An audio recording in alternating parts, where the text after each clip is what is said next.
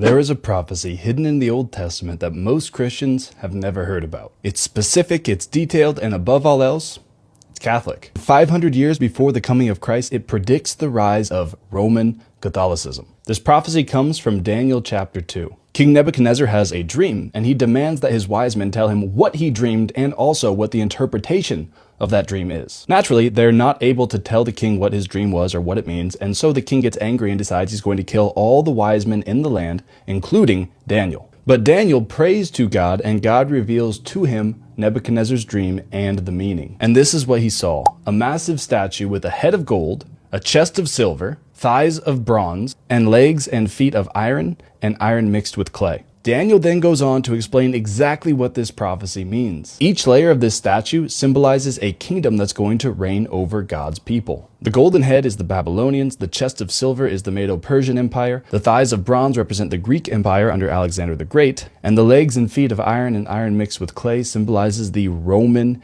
Empire. This isn't speculation, this isn't far-fetched, this is the interpretation Daniel himself gives. But this is where things start to get very interesting and very Catholic very quickly. After describing these four kingdoms, Daniel says something incredible. In the days of those kings, the God of heaven will set up a kingdom which shall never be destroyed, nor shall its sovereignty be left to another people. It shall break in pieces all these kingdoms and bring them to an end, and it shall stand forever. And then Daniel describes exactly how this is going to happen. A stone was cut out by no human hand, and it smote the image on its feet of iron and clay and broke them into pieces. But the stone that struck the image became a great mountain and filled the whole earth. In this prophecy, Daniel predicts that during the Roman Empire's reign, God would establish a kingdom that would grow to cover the entire world and would last forever. Only Roman Catholicism fulfills this prophecy. The kingdom of God was established during the reign of the Romans, not in the 16th century. And it has lasted from 33 AD until the present age, and it will last until the end of the world. Jesus Christ is the rock cut by no human hand